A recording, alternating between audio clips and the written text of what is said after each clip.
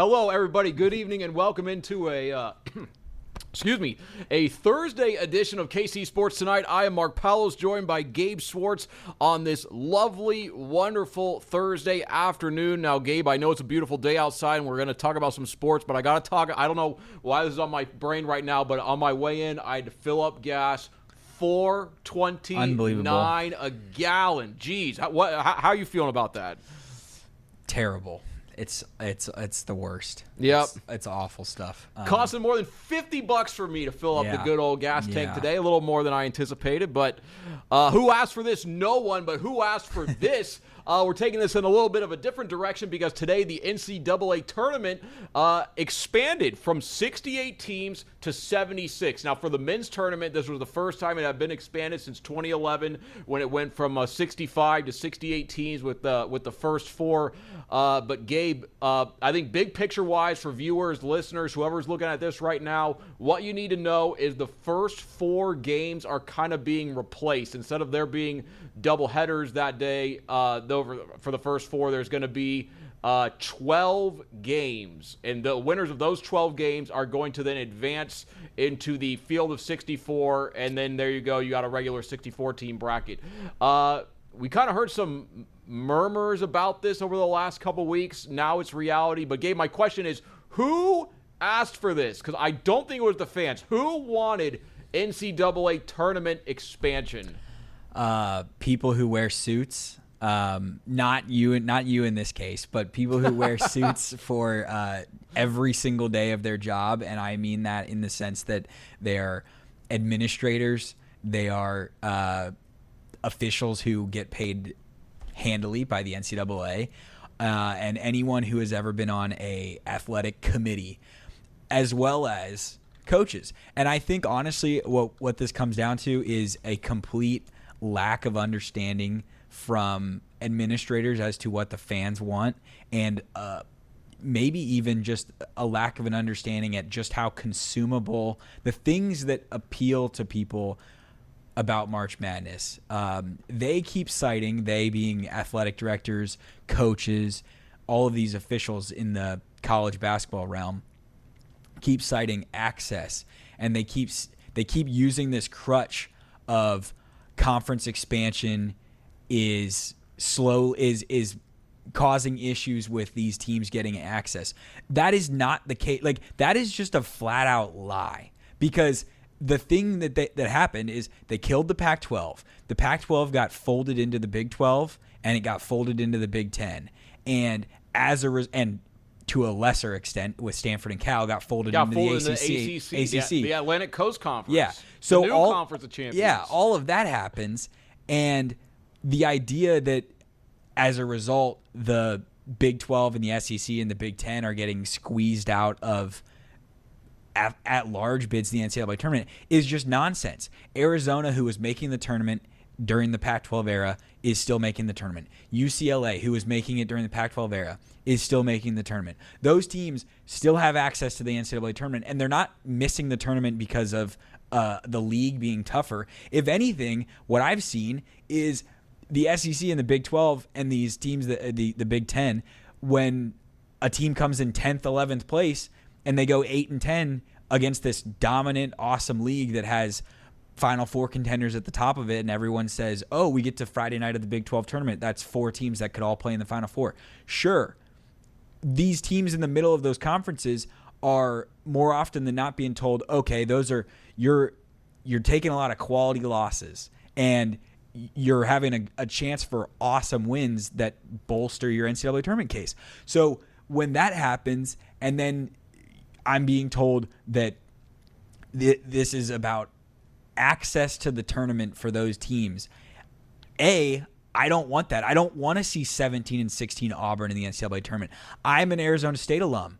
ASU in the 76 team tournament, if it had applied to last year, would have made the tournament.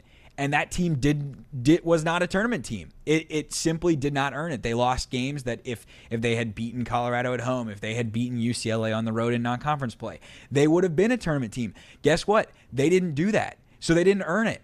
And I think that this is just NCAA coaches being like, we want it to be easier to get in.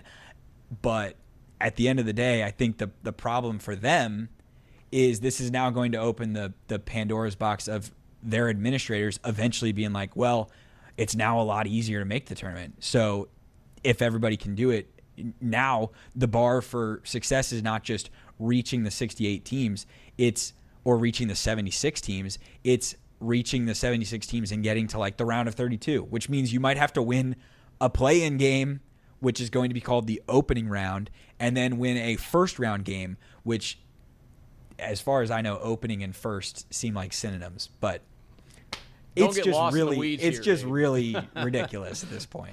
No, it certainly is. And I think maybe one problem that the NCAA is gonna have here is a little bit of a supply and a demand issue, because your supply is getting to the point where people are going to no longer care as much about this games. I mean, the NCAA tournament was 64, people loved that. When it went to 65, people loved that. When it immediately went to 68, I think you kind of started getting some people on the fence of being, hey, like these first 4 games, are you in the NCAA tournament? Are you not if you're playing in the first 4? I think a lot of fans say yes, you are in the NCAA tournament. I think a lot of the teams and coaches say no, and now you go from 68 to 76, and it's just kind of, to me, this is almost like in the college football bowl season when they run out of 6-6 teams, or too many 6-6 teams decline. Like, all right, 5-7, come on down the aisle, baby. We got a spot for you. It's just at what point? I mean, 76 teams playing in March Madness. Like, are some of these teams really worthy of playing an NCAA tournament game? Like, isn't the postseason supposed to be about the best teams that have survived the regular season and then they get advanced to the postseason because they've earned it? Now, I mean, look, I was trying to look up some of the bubble teams, the first 4 out, that while you were talking there. Would adding any of these 4 teams done anything to this year's NCAA tournament? San Diego State, no. Auburn, no. Oklahoma, no. Oklahoma lost 9 games in a row at one point last year, and they would have been putting them in the NCAA tournament? They would have been in the NCAA tournament team if the rules of next year applied to last year. And New Mexico. So it's like, I mean, those are just the first 4 out. We're going to have to add 4 more teams that are worse than those 4 that would make it to the NCAA tournament with this new model. So obviously I know they've wanted to expand it for a very long time. This was a way you could expand it, and it wouldn't really go beyond 3 weekends, because I know there's talks about a 96-team NCAA tournament. If you do that, the tournament is now at least 4 weeks. It's just a completely different beast. To me, though, it's just college basketball is beginning to go down a path where the fans just are not going to care. And there's a lot of factors here. Expanding the NCAA tournament, no one asked for it, no one wanted it, but guess what, fans? You get it. Now, this is no fault to the players. This is no fault to the institutions, but you have to look at how these teams are rostered each year. With the addition of the transfer portal, NIL, with the way the game has changed here in the last 4 or 5 years, teams don't know who is on their roster until the season really begins. You and I were kind of talking about this right before this show. Like, KU just added a brand new player. If we ask 10 KU basketball fans in the street, 10 diehard KU basketball fans in the street, who did KU sign today, you might get a 50% yes clip. Yeah. Maybe even less. So I think college basketball, Gabe, do you think college basketball is going down a road it doesn't want to go down? Because I think fans don't know who's on their teams. More teams are making it to the NCAA tournament, and it just doesn't – to me, these don't seem like things you want for competitive success. I think the biggest problem is, and this is a college sports problem, it's college basketball and it's college football, is these administrators don't realize that they are what separated college basketball from the NBA is the scarcity of the product and the like do or die nature of the one and done format. And yes, it is a matter of like this is going to be just extra content on Tuesday and Wednesday. I would say the nice thing about the first 4, which was just 2 games on Tuesday night, 2 games on Wednesday night, is it was consumable. It wasn't absolutely necessary. You could still fill out your bracket without needing to solidify things based on, is Texas going to win, or is NC State going to win? First 4 games in the brackets. Yeah, you did. Maybe, I mean, Texas went and won a game in the NCAA tournament this year, so that is all that is possible. But this format also is going to hurt the product of what makes March Madness interesting for people, which is the Cinderella. And yes, NIL has hurt that, and the fact that these teams don't grow up and get older together as mid-majors. Those guys usually just transfer up, and ultimately Cinderella becomes the Iowa of the world, which is a bunch of guys who started at Northwest Missouri State and then went to Drake, and now they end up playing on a power conference team, and they upset Florida. But those teams who were going to be an 11 seed, Drake a couple years ago was an 11 seed, those teams are going to get pushed down, the 11s and 12s, where now all the 12s are going to be at-larges, which means some of the best power conference or non-power conference teams who win their conference tournament are going to be what they were, a 12 seed. Now they'll be a 13 seed, which means they get a tougher first-round matchup as the 4 seed. It also means 5-12 is like the upset that everybody wants to pick. We won't know who those matchups are until now, 2 nights before the tournament, or a night before the tournament actually starts on Thursday. And I think for the general public, the conversations of, we do the bracket reaction show on Sunday nights, and now we're going to have Sunday night, and we're going to have so many more matchups that we just don't even know what the actual matchup is going to be once it gets to Thursday. I think that's bad for the product. And as I said, of this is bad because college basketball and the NBA, and we're getting to a point where the NBA has this thing. 2/3 of the league makes the playoffs or makes the play-in tournament, and there's just a lot of teams that are competitive that have no chance of winning the title, who were just adding things to dress it up and make it appear a little bit more interesting. And college football is doing the same thing. They're talking about moving the playoff from 12 teams to 24 teams. And you're going to get to a point where the product is eerily similar to the NFL product without all of the things that made it special and made it unique and made it its own thing. And I just think they're just missing the boat for money. That's all that it is. And I mean, yes, money makes the world go round to a lot of people. And that is disheartening. And that's the thing that frustrates us is nothing. It doesn't always have to be tweaked. March Madness didn't need to be tweaked. It didn't need this. Yeah, if it ain't. Well, I saw a longtime basketball coach, a high school basketball coach that I know very well. He put online, "If it ain't broke, don't fix it." Exactly. I could not agree with that more. But Gabe, I do realize we probably just spent the last 10, 12 minutes absolutely bashing the 76 team model. But next year, we might get Mississippi State against Colorado in a matchup of teams that are 17-17, and we might get 3 buzzer beaters. You never know. I think that's what we're about to see, but that's the, if they want to see some of the real middling teams of the high major conferences, I think we're going to see some of those, and maybe we'll get some good games. Maybe we'll get some games no one cares about, but that's the... Somebody's going to make the tournament with a losing record. Yeah, it's going to be... And it's going to be disgusting. All right, well, let's get a guess out of you, because I would love to think about this. Who could maybe a team next year... Oh, I got a good one. Now, I'm not sure, but maybe we'll have them 16-17. Yeah. Making the tournament. Literally just flip a loss. Are you ready for this? Auburn.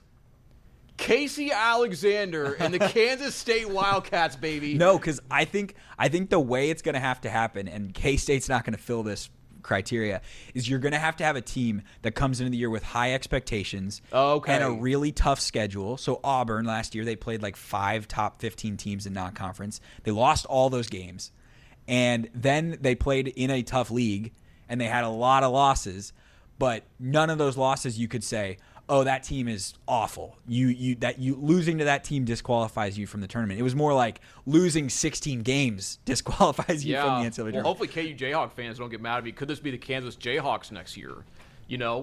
Number 1 player in the country. We saw that maybe played out this year. Didn't play out the best. You're trying to rile people up, Mark. Hey, it's a little Thursday. As Baker Mayfield would say, I woke up feeling dangerous today or something, whatever it is.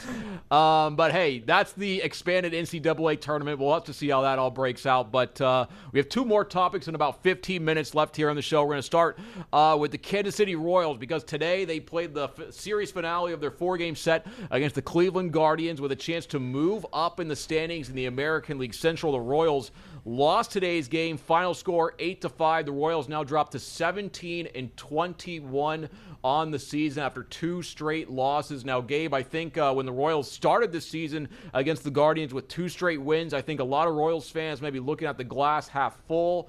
As you would say, glass half full Gabe was kind of out in full force saying all the good things. But now the Royals lost 2 in a row, 17-21, 4 games below 500, about 40 games into the year. And I think that's enough of a sample size to say that we, 25% of the way through, like, this is kind of a pretty good idea of who this Royals team is. When do you think reality will set in with maybe Royals fans that this team, as currently constructed, is not a playoff team? Or do you think they don't even think that at all? That's not in the realm of possibility? I don't think that you can set that in just because what about the rest of the AL Central has made you think, oh, the Royals they just need to roll over and accept that this team is not great? Yeah, I will fully admit I don't think that this team is amazing. I don't think that this team is one of the best teams in baseball at this moment.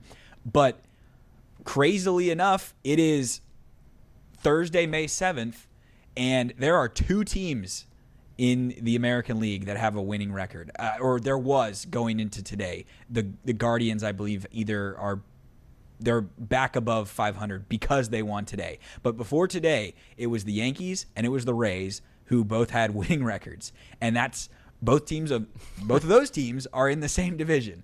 So even though the Royals had a disappointing series split, they're still 2.5 back of Cleveland. They're 2 back of Detroit, and Detroit has the Skubal injury. Cleveland just has the general. I don't think that team's amazing or world beaters, and I don't think that they're going to do anything special. I don't think that there's going to be much separation within the division. And at this point, the Royals are now 3-4 against Cleveland. They're 2-1 against Minnesota. They 0-3 against Detroit, so they have to fix that this weekend. You can't continue to dig a hole against Detroit. And we said so much last week about just how big of an opportunity this week was. It looked like it was going to be a huge opportunity when you start 2-0 in the week, and the Reagan's injury last night is disappointing. The Carlos Estevez rehab assignment report of him being shut down for 3 weeks because of right shoulder discomfort, that's discouraging. But at the end of the day, May 7th is way too early for me to give up on a team that plays in the worst division in baseball, and they currently are the worst division in baseball, so they're going to have a chance. But having a chance and being a frustrating baseball team can coincide. And they're certainly a frustrating baseball team because you see the glimpses of things. You see the awesome weekend in Seattle last week where they get a leg up on a potential wildcard team in Seattle that played in the ALCS last year. But then they come home and can't get a big hit with runners in scoring position today. Vinny Pasquantino had some pointed comments in the locker room. I think they're aware of what the issue is. It's been 2 years of very hit or miss hitting with runners in scoring position, and that just puts a lot of stress on your lineup. But I will come out of this and say I don't think that they're awesome at this point. But the last 2 weeks of Bobby Witt Jr. are starting to really heat up, and I think we can look at 2024 when they were a playoff team and say that the biggest reason that happened is that Bobby Witt Jr. played at an MVP level. And if he can do that, he can carry them through a bad AL and a bad AL Central where they're still in position to be in the hunt. It's just way too early to give up, even if it's painful to watch. I think what kind of really stands out to me so far maybe about this Royals team, the 2026 Royals, is just there were certain things that I think fans and the team had pretty good confidence in that this year we're going to be pretty good, like starting in relief pitching, and it just some of these guys, like it just hasn't been what you thought it would be. Like I know like a lot of fans, like they see the talent, they see the potential of Cole Reagans, but again, you talk about yesterday, the injury that came up, like he all of a sudden he pitches for 3 innings, he's throwing pretty good, leaves the game. Can't really figure out what's going on. He says there's some pain, but with his elbow, like lower tricep area. He said he's had 2 Tommy John surgeries, and he says it feels completely different from that. But it's like, gosh, like this is a guy that the team's really relying on, a guy that probably has some of the best stuff in Major League Baseball as a starting pitcher. And it's just at the end of the day, the guy's pitched 1 full big league season of more than 100 innings. Like that, like the facts cannot be ignored. Is he a great pitcher? Yes. Did the Royals sign him to be their to be their ace? Basically, he's the opening day starter for 3 years in a row. Yes. Is he made of glass and has struggled to stay on the field throughout his career? Yes. That is something that certainly concerns me. You think about today's starter, Seth Lugo. He's a guy they signed to a big deal last year when they didn't trade him at the trade deadline. Started out this year absolutely on fire. Last couple starts, been pretty rocky there for Mr. Seth Lugo. Hopefully he's a guy that can turn it around. You talk about Carlos Estevez, a guy that they brought in obviously last year to be the closer of this team, led Major League Baseball in saves, comes out this year, spring training, not throwing hard at all, notorious slow starter. This year probably worse than other years. First game of the year, second game of the year, blows the save, gets hit by a fair ball. Yeah. Hasn't been back in the big league since. Goes on his rehab assignment, starts throwing yesterday. Then you mentioned that there's a little bit of a hiccup there. Who knows when he's coming back? So you look at some of the other pieces in the bullpen. Has that gone as planned? I would say no. But the one thing that has also really stood out to me about this season is as bad as the Royals have been, and then they just go on this recent streak where they actually are pitching well, they're playing well, they're winning some games. To me, it seems like the city never turned on them. Like, I had people come up to me like, what's better than this? The Royals winning or the Chiefs winning? And I was like, it doesn't really make a big difference to me. But it's just funny to hear how some of these fans like that. So I guess, Gabe, do you? At least I think the city. I think a lot of Royals fans are frustrated with the team. But will they ever turn on the Royals? I don't think so, because the Royals, we talk. It's kind of funny that we bring this up, but like the Royals did introduce the city to a winner again. 2014 and 2015 kind of turned things around. So I think people are going to have a soft spot for that forever. I said this all of last year that the Royals are absolutely a victim of the Chiefs' success, of that the championship level expectations of that franchise that sits directly across the street, at least for the next 5 years. It just makes people a little more frustrated that the Royals aren't in that conversation. But yeah, I can see where you're saying like people just want to see competitive baseball, and they're getting much more competitive baseball. Now, I think that we've gotten to the point of the last 3 years where it has been not putrid, awful, worst in the league baseball, which it was for so long, that now the expectations are kind of being flipped a little bit. And it's like, hey, when you have the same problem year after year after year, something's got to change. And we had the conversation last week about Carter and Jack not being in the lineup against lefties pretty much all the time. And I was walking out of the K last night and heard a guy lamenting the fact that Elias Diaz was in the lineup and that Carter Jensen was not, just because it was a lefty. And so I think that the fan base has those kinds of frustrations as well.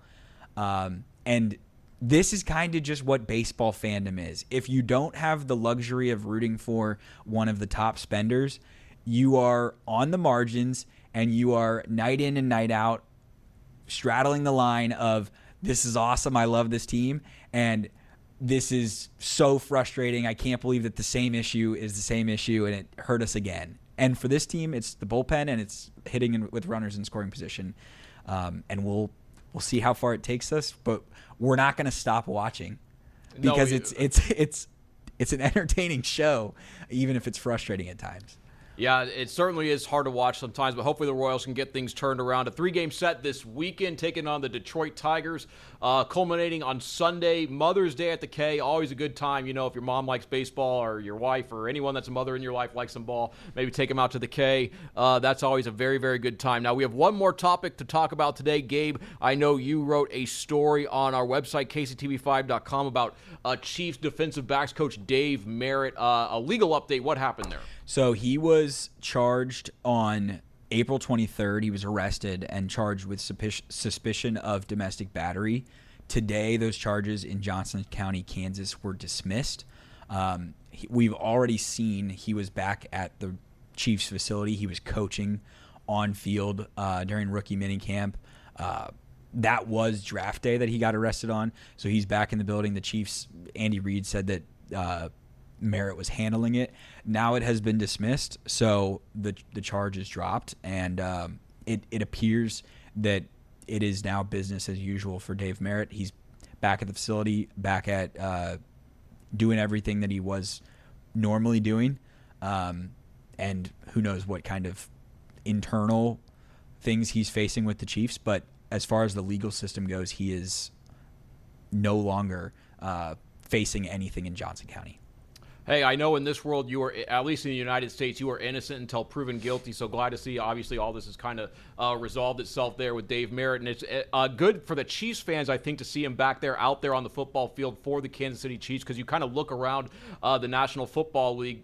Dave Merritt is one of the best defensive backs coach in all of football. And you look at this year, maybe shifting our conversation now more to football, Gabe, the Chiefs had some, I would say the biggest hole on their defense, bar none, was in the defensive backfield. They had lost Trent McDuffie. They had lost Jalen Watson. They had lost Joshua Williams. They had lost Brian Cook.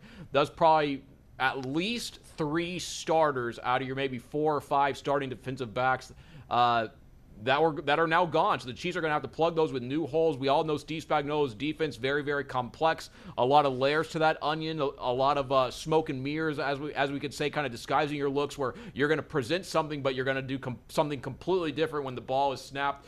Dave Merritt really is a big part of installing this defense and making sure that the defensive backs know that, and so especially in the National Football League, such a pass-heavy league, that those players are communicating back and forth, so there aren't a lot of busted coverage and blown assignments. So, Gabe, kind of my question here, maybe now to football, nothing to do with Dave Merritt, but defensive backfield. Maybe let's go with the starting cornerback group. I know there's going to be Mansour Delane. I know there's going to be Jaden Kennedy. I know there's going to be Chris Roland Wallace. There's going to be Christian Fulton.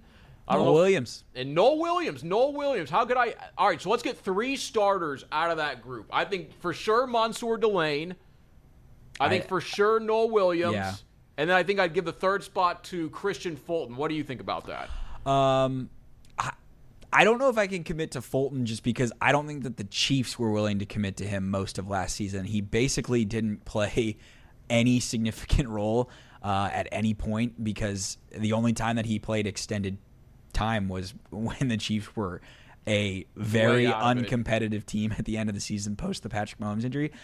I saw a thing this offseason, and there's some bottom-of-the-barrel NFL content that comes out in March and April. But I did see a redraft of the 2025 draft, and in that redraft, someone was arguing that Noel Williams would have gone in the late 1st round, which I think is I'm not gonna say that it's ludicrous, but I will say that the flashes that we saw last year, I can at least see why the argument would be made. So if on the field Dave Merritt spins some of the magic that he did in 2022 with a young, talented group, I can see Noel Williams having a big role. I think Delane is going to have a huge role just off of the fact of the expectations.